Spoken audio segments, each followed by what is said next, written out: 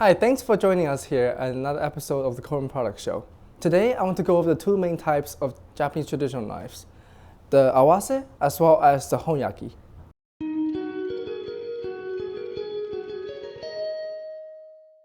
The first type of knife that I want to go over is probably the most popular one that's being used in the sushi industry as well as some of the traditional Japanese kitchens. The Awase knives are broken down further into two different craftsmanships, the kasumi as well as the honkasumi. The honkasumi and the kasumi both look very similar in terms of construction. They are both made with a jigane as well as a hagane. The hagane being the carbon steel that's the base for the cutting edge, which is usually heat tempered to have a shiny surface, while the jigane is a soft iron that's usually jacketed around the hagane to provide support as well as to strengthen the blade. The main benefit of choosing Awase knives is that they are much easier to sharpen and maintain than the Honyaki knives. And at the same time, they're also much more affordable.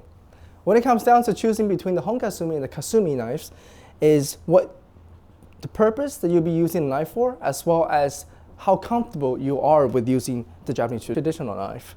For example, when you want to break down fish using knives such as a deba knife, it's usually good to go for a kasumi grade of knife since they are much more affordable, therefore easier to replace when they do chip and become damaged.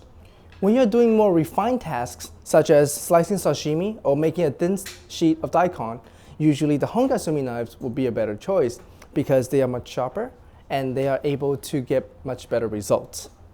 Lastly, I want to mention that the kasumi grade of knives is also a great choice for beginners since, again, they are much more affordable, so therefore it's easier for you to practice how to sharpen the traditional knives on. While the honkasumi grade of knives are much better for experienced chefs since they are able to provide a better edge due to their higher level of craftsmanship. The Honyaki knives are made entirely of carbon steel without the use of jigane as support.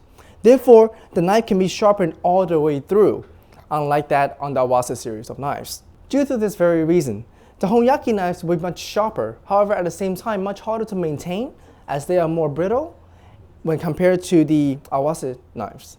The Honyaki knives are also crafted in two main ways. The first way requires the knife to be cooled in oil, while the second way requires the knife to be cooled in water while it's being crafted. The knives that are being cooled in water are called mizu honyakis. This is actually the same technique that was used to craft katanas back in the days.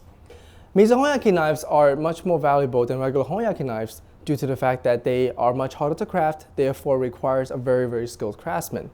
When it comes down to choosing between the Awase and the Honyaki, it really depends on the purpose of the knife. If you're purchasing the knife with the intention of collecting it, usually the Honyaki grade of knives will be much better suited since they're much more valuable and they're much more rare. However, if you're just starting to get into Japanese knives, usually it's better to start off with Awase knife and work your way up to eventually owning a Honyaki knife. I hope you find this episode to be very useful. For our complete listing of Japanese traditional knives, please take a look at the link down below in the description. Now, until next episode, my name is Alex, and I'll see you next time.